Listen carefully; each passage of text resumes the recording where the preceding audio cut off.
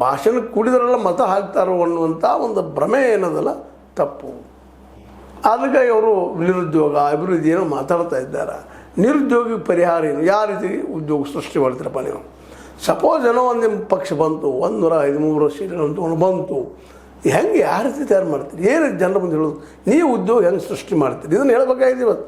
ಎಲ್ಲರೂ ಹೇಳ್ಯಾರ, ಇವತ್ತು ಮೋದಿಯವ್ರು ಹೇಳ್ತಾರೆ ಉದ್ಯೋಗ ಕೊಡ್ತೀವಿ, 2 ಕೋಟಿ ಕೊಡ್ತೀವಿ ಅಂದರು, ಏನೇನೋ ಹೇಳಿದ್ರು, ಕೊಡಲಿಲ್ಲ.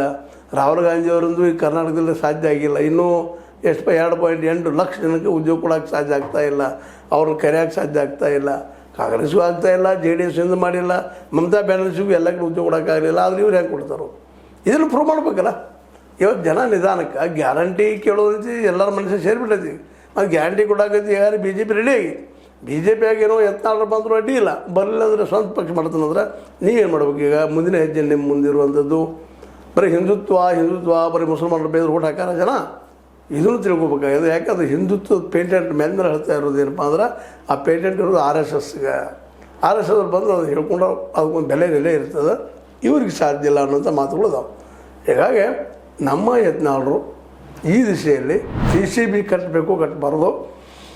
ಮತ್ತು ಅದಕ್ಕಿಂತ ಇಂಪಾರ್ಟೆಂಟ್ ಅಂದರೆ ಹೊಸ ಪಕ್ಷ ಕಂಡೋಗಿದ್ರು BJPಯಲ್ಲಿ ಸೇರೋದು ಒಳ್ಳೇದಲ್ಲೇನು ಅನ್ನೋದು ಒಂದು ಸಣ್ಣ ಒಂದು ಮಾತು.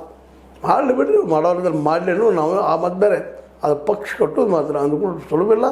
ಮತ್ತು ತಾವ ಸದ ಭ್ರಷ್ಟಾಚಾರ ಎಲ್ಲ ಹಾಗೆ ಅಂಥ ಭ್ರಷ್ಟಾಚಾರ ದುಡ್ಡು ಮಾಡಿದಂಥ ನಮ್ಮ ಯಡಿಯೂರಪ್ಪನವರಿಗೆ KJP ಯಶಸ್ವಿ ಆಗಲಿಲ್ಲ ಅನ್ನೋದು ನೆನಪಿಟ್ಕೊಂಡು ಈ ಹೆಜ್ಜೆ ಇಟ್ಟ ಭಾಳ ಒಳ್ಳೆಯದು. ಏನೋ ಆಗಲಿ, ನೋಡೋಣ ಏನಾಗ್ಬೋದು ಮುಂದಿನ ದಿನದಲ್ಲಿ.